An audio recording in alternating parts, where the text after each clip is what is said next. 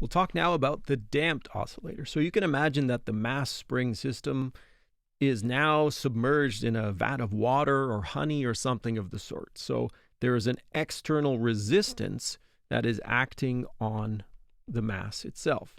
So as we mentioned earlier, the model in this case is the full 3-term constant coefficient problem.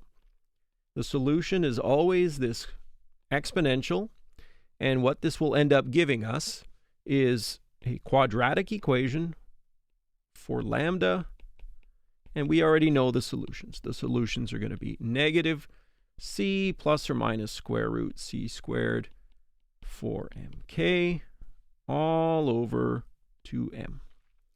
So what we're going to do is reorganize this, c over 2m, and we'll absorb the 2m inside.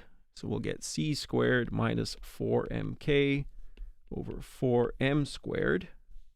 We'll rename this negative p plus or minus p squared minus k over m. Now we already know that that's the natural frequency. So the solutions here will be negative p plus or minus p squared minus omega naught squared in this particular case.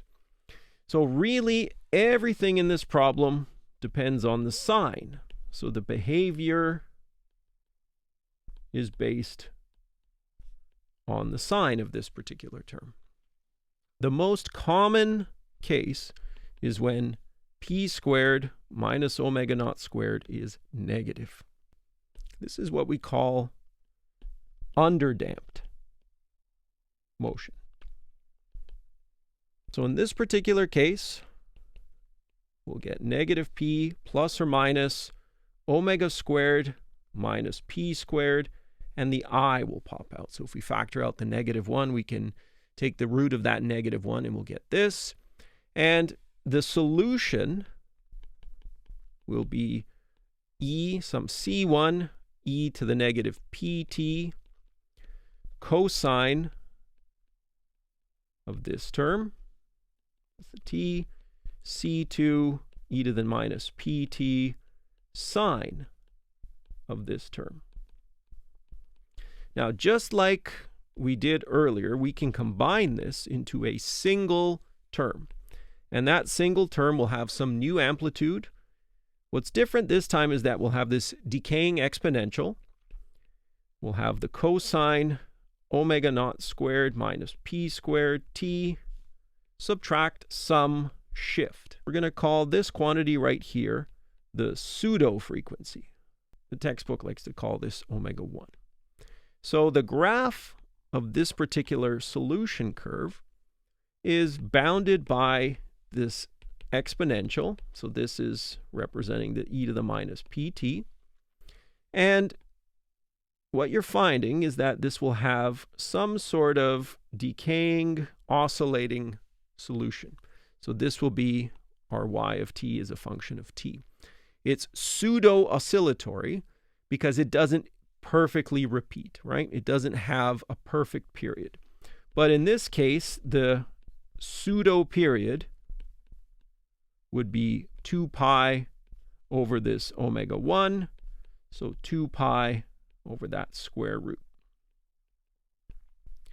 And what eventually happens is that y goes to 0 as time goes to infinity. So this is the one that you would imagine seeing in real life. You kind of pull down a mass on a spring and it bounces around, but eventually the air resistance causes the oscillations to drop down.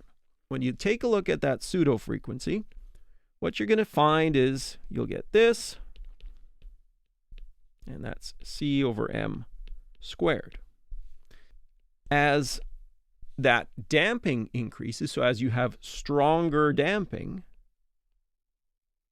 this term right there will increase, so omega 1 will decrease and the period will increase. Stronger damping means that it's going to take longer for the cycle to complete. So you'll have slower oscillations, which kind of makes sense, right? If you're putting this in a vat of honey or water, it's going to slow down everything and it's going to behave very slowly. As c goes to 0, omega 1 is going to go to omega. And that makes sense too, right? With little damping, you have approximately the undamped case, right? The smaller the damping, P will also go to 0, and you start approaching the undamped case. If that quantity under the square root is exactly 0, that means lambda will just be P, and then your solution will be C1 e to the minus pt plus C2t e to the minus pt, which you could just factor the e to the minus pt out, and you'll have a C1 plus C2t.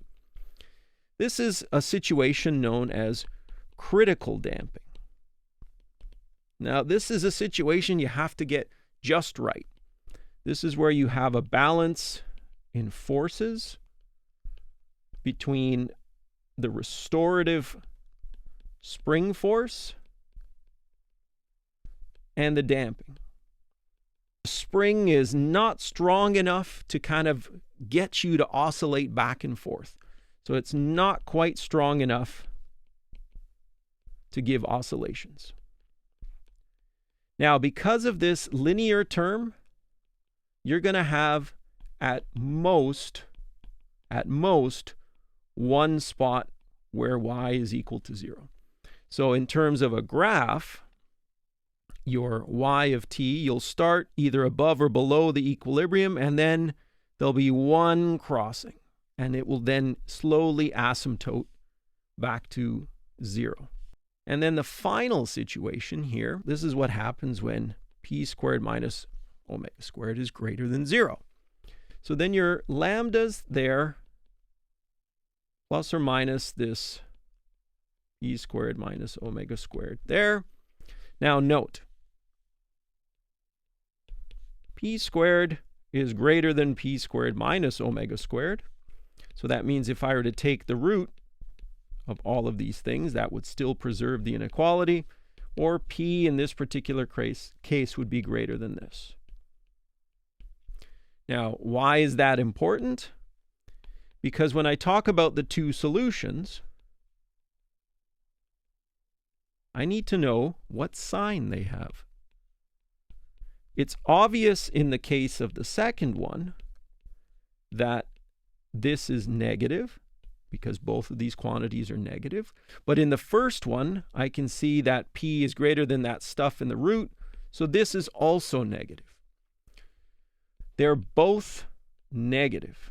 And that means when I talk about the solution, C1 e to the lambda 1t plus C2 e to the lambda 2t, they're both going to go to 0 as t goes to infinity. This is what we call overdamping.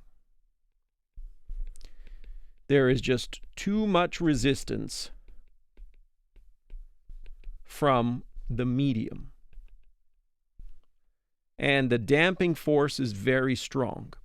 And if you were to take a look at a graph of, a typical graph of the position of the mass, there would be no crossings, no oscillations, everything would just settle to 0.